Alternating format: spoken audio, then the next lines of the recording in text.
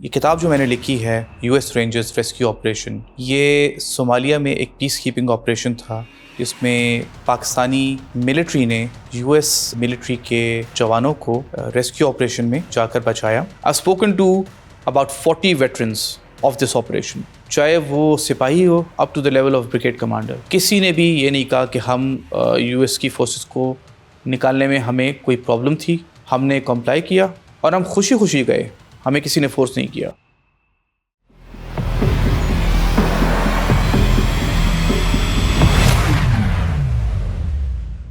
मेरा नाम है मोहम्मद सरमद ज़िया। मैं army institute of military history में काम करता हूँ।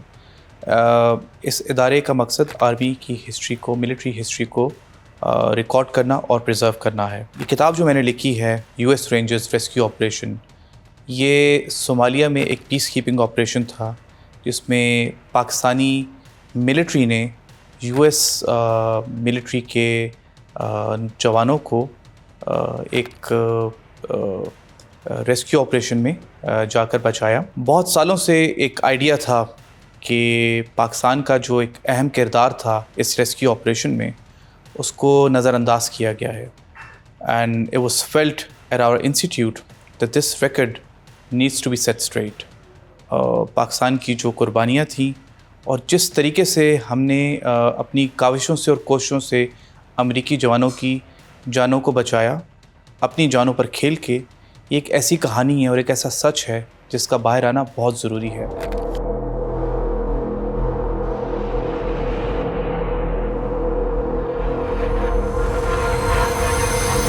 मोगदिशु जो है सोमालिया के कॉन्फ्लिक्ट में इट वाज द एपिसेंटर, और जितने भी मसाइल थे वो ज़्यादातर मोगदिशु में ही दरपेश थे। बहुत सारे जो कैजुअल्टीज़ थी, अमवात थी, जो बहुत सारी जो खाना जंगी थी, उसका जो सेंटर मोगदिशु था। तो यहाँ पर एक ऐसी फ़ोर्स की ज़रूरत थी जो इन सारे के सारे मसाइल का एक तरीके से सामना कर सके। अच्छा, ये बात भी जहन में रखने की ज़रूरत है कि पाकिस्तानी फोर्सेस ने कभी भी urban warfare until that point नहीं की थी। 1993 में Pakistani forces had never been until that point a part of any urban warfare. So they went in there and they served to the best of their abilities. और जितने भी वहाँ पर ज़रूरियात थी, चाहे वो फूड की प्रोविज़न हो, मेडिसिन्स की हो, आम लोगों को आपस में आम लोगों को एक प्रोटेक्शन प्रोवाइड करने के लिए, या जो दो जो वो थे ग्रोह थे जो आपस में लड़ना चाह रहे थे और लड़ते थे, उनके बीच में सीज़ फायर लाइन को ना सिर्फ इन्होंने कायम किया बल्कि उसको उन्होंने इंश्योर किया कि इसको कम से कम इसकी वायलेशंस हों। तो ये बहुत एक इन्होंने अहम रोल अदा किया वहाँ पर।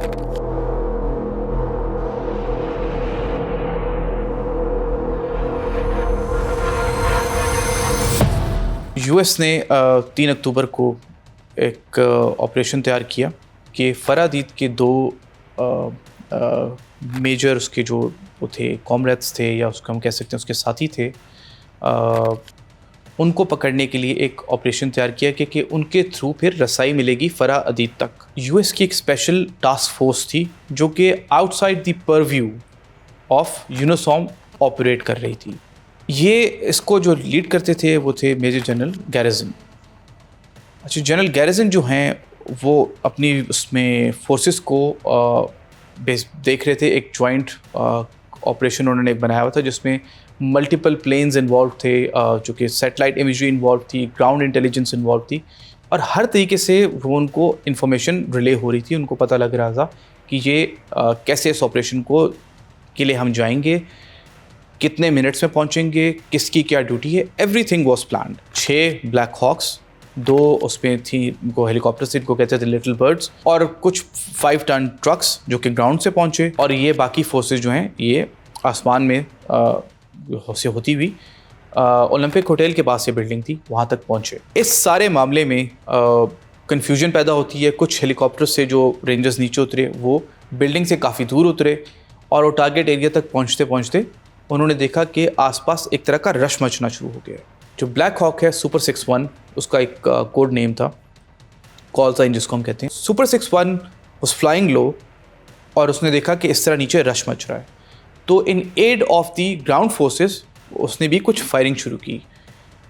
इसी जो है टाइम में एक रॉकेट आके हिट करता है सुपर 61 को, जो कि ब्लैक हॉक था। अब जब उसको आके हिट किया तो उसको फ़ौरन से उसने इतना डैमेज कर दिया कि इट क्रैश्ड। जब जनरल गैरिसन तक बात पहुंचती है तो वो फ़ौरन से, जो कि ऑलरेडी ब्लैक हॉक्स इनको सोल्जर्स को नीचे उतार के चले गए हैं, वो एक और जो है सुपर 64 उसको अलर्ट करते हैं कि आप come back and take the place of super 61 and continue providing air support to the ground forces. अच्छा, इसको प्रोवाइड करते हुए सुपर 64 जिसमें जो है माइक ड्यूरेंट उसके पायलट थे, वो उसको वहाँ तक लेकर आते हैं। वो रॉकेट लॉन्चर इन्होंने फिर से सुपर 64 की तरफ डायरेक्ट किया और उसके जो वो है टेल है उसको जाके हिट करता है। तो इसको जब हिट करता है तो Mike Durant and his copilot they try to save the helicopter. उसकी स्पिन को उन्होंने ख़त्म करने की कोशिश की and they were able to land the helicopter safely. Obviously it crashed, it was damage, it couldn't fly again, लेकिन उन्होंने उसमें अपनी जान बचा ली। माइक ड्यूरेंट के जो को पायलट हैं और इन्होंने दोनों ने जो फिर इनके आसपास सोमालीज जमा होना शुरू हो गए, they started targeting them, shooting at them, तो उन्होंने उसको जो है जो उनका को पायलट था उसको मार दिया। अभी माइक ड्यूरेंट को भी मारने ही लगे थे, इंजर तो कर चुके थे, लेकिन किसी एक जो SNA का एक थोड़ा सा सीनियर लीडर था जो कि मौजूद था, उसने कहा कि we can use him as a bargaining chip in the future. तो फिर जो है माइक ड्यूरेंट है, इनकी जान बच गई और इनको वो ले तो गए, लेकिन इनको गलियों में घसीटा उन्होंने। 2-3 ऑपरेशंस फिर प्लान किए जाते हैं इनको इवैक्यूएट करने के लिए अमेरिकन फोर्सेस की तरफ से, लेकिन चूँकि सोमालीज़ को पता था कि अब इनको इवैक्यूएट करने के लिए भी आएंगे, तो उन्होंने बैरिकेड्स लगाना शुरू कर दिया और सड़कों को बंद करना शुरू कर दिया और उनको आप अपने ही जो कि अब ट्रैप्ड सोल्जर्स थे उन तक रसाई उनकी नामुमकिन होना शुरू हो गई। इस वक्त तक तकरीबन जो है दोपहर के 4-5 बज चुके थे और अमेरिकन फोर्सेस को रियलाइज़ हो गया कि it will be very difficult to bring these evacuate these trapped soldiers without the help of UNOSOM जो है forces.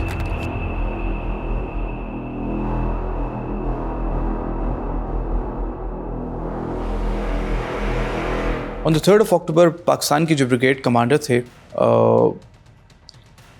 they had just, along with some of his officers, they had just come back from Belathuin। वहाँ पे एक ceremony थी, उससे वापस आए तो उनको पता चला कि यहाँ पर इस तरह US ने एक बॉच्ड ऑपरेशन किया है, एक ऑपरेशन जो कि फ़ेल हो चुका है। तो उनके जो वो थे सेकंड इन कमांड थे उस टाइम पे कर्नल थे, कर्नल आसिफ दुरेस, और ब्रिगेडियर थे ब्रिगेडियर इकरामुल हसन।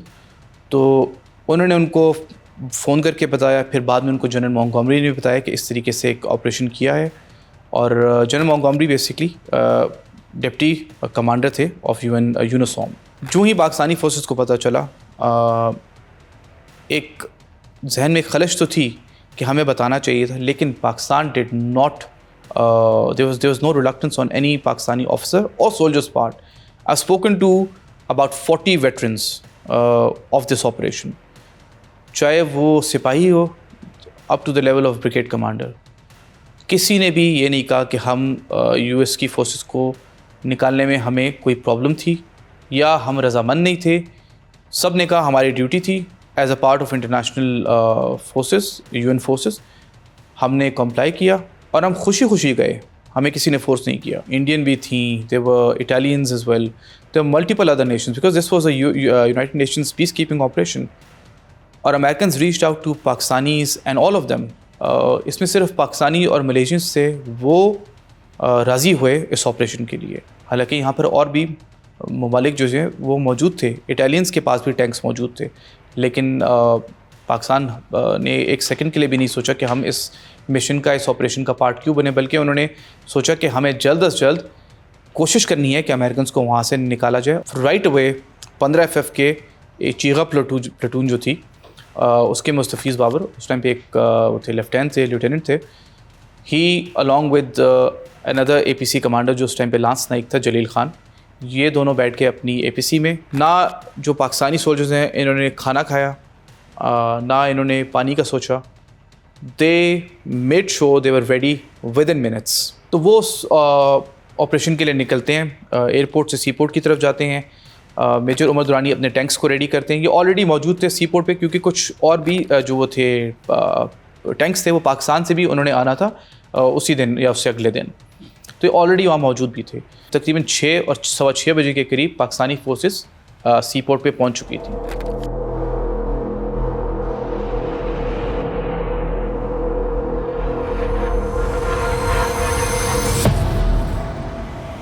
8 बजे अमेरिकन फोर्सेस पहुंचती हैं, तो उनके जो थे ऑफिसर थे, ग़ालिबन एक ब्रिगेडियर थे, जिन्होंने फिर ब्रीफ़ किया सबके सब फोर्सेस को। ब्रीफिंग में मेजर उमर दुरानी को 3 मसाइल नज़र आए। जो उन्होंने एक मैप ड्रॉ किया था और जो उन्होंने एक ब्रीफ प्रिपेयर किया था for the evacuation of the US officers trapped around Bakara Market, उसमें 3 मसाइल ये दरपेश थे कि सबसे पहले जो 79 सोल्जर्स वापस लेकर आने थे उनके लिए व्हीकल्स ही उन्होंने पूरे तरीके से तैयार नहीं की थी। उनके जहन में नहीं था कि उनको लाने के लिए they will need extra space. उनका सारा का सारा फोकस इवैक्यूएशन पे था of the forces going in. जो ऑलमोस्ट 80 लोग वहाँ फंसे हुए थे, उनको लाने के लिए भी तो व्हीकल्स दरकार थी। जब उन्होंने इस बात को हाईलाइट किया मेजर उमर दुरानी ने, तो फिर इसके वजह से फिर मलेशियंस की जो APCs थी, जो कि व्हील्ड APCs थी, उनको बुलाया गया।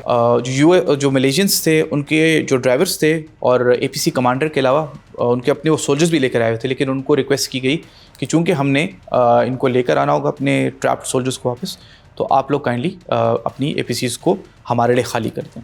मलेशियंस इस बात पर थोड़े से खफा भी हुए, लेकिन वो समझ गए कि ये इस ऑपरेशन के लिए ज़रूरी भी है। जो अमेरिकन ने प्लान बनाया था, उन्होंने कहा कि वो ग्रीन लाइन को यूज़ करते हुए पहुँचेंगे नेशनल स्ट्रीट और नेशनल स्ट्रीट से फिर हवालोदाग रोड की तरफ जाएंगे। वो ये जो रूट था ये डेंजरस था, क्योंकि ये फरादीद की टेरिटरी में लाया करता था और अली मेहदी की टेरिटरी से एक अल्टरनेटिव रास्ता था, जो कि वन सिंध ने एक जो चेक पोस्ट मैन कर रहे थे, उसको संभाल रहे थे, 207 उस तक लेके जाता था, which was favourable for the whole convoy.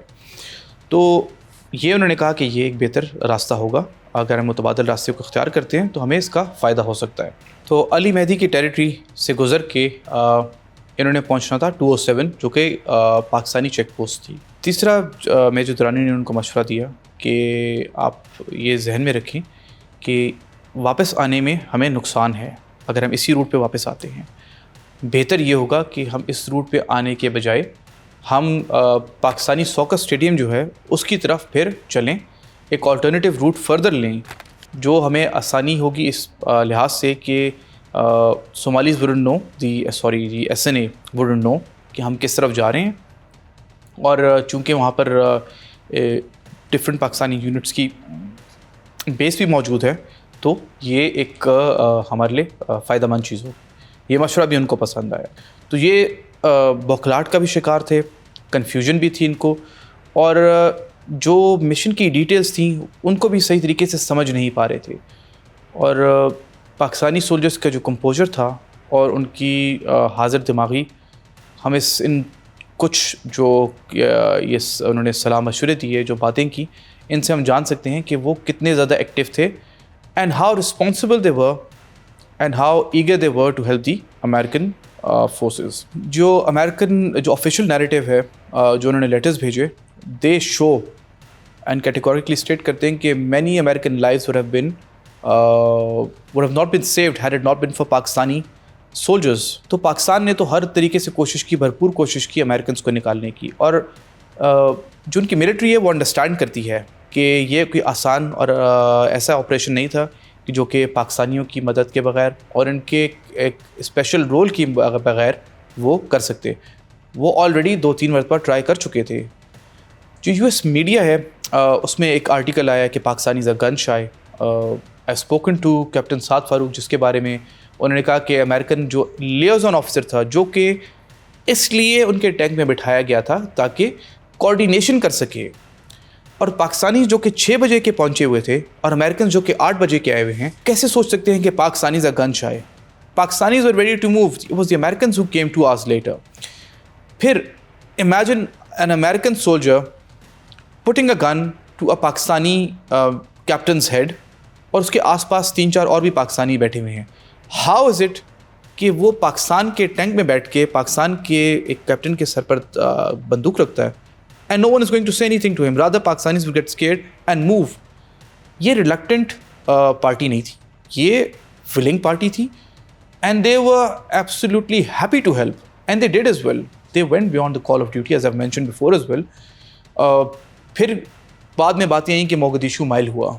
मोगदिशु mile में वो कहते हैं कि बहुत सारे अमेरिकन सोल्जर्स जो कि जिनको रेस्क्यू नहीं किया गया वो बाद में चल कर आए, जबकि हम इस पूरी कहानी में देखते हैं कि पाकिस्तानीज इंश्योर्ड कि उन्होंने maximum number of American soldiers were put into the Pakistani APCs and the last person to leave was captain Imran Naqvi. बाद में अगर कोई अमेरिकन सोल्जर्स आए हैं, नन ऑफ द पाकिस्तानीज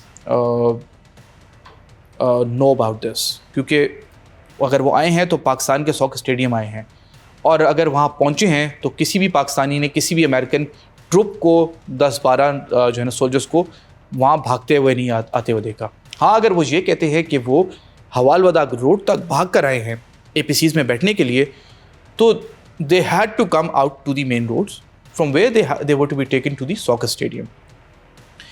और फिर दिन के टाइम अगर इतना ही आसान था वहाँ से निकलना, रात के टाइम नहीं निकल सके, तो दिन के time when they were in open target, how is it कि वो इतने आसानी से निकल कर आ गए.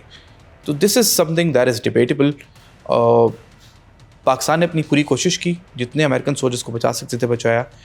जनरल मोंटगोमरी का लेटर, वाइट हाउस की एक्नॉलेजमेंट एंड सेंटकॉम की तरफ से जो लेटर है, all of them are proof and well documented evidence, official responses, जो कि शो करते हैं कि पाकिस्तान का रोल एक बहुत इंपॉर्टेंट रोल था. मेरी जो बुक है वो इसके बारे में डिटेल्ड एक अकाउंट देती है, account of each and every soldier and officer who was in Mogadishu, and it tells you in detail about each and every operation that went down there, how the Pakistanis were an effective force, and how they ensured that the people of Mogadishu were protected, but also the plan that was laid down by United Nations was also implemented to the best of their efforts.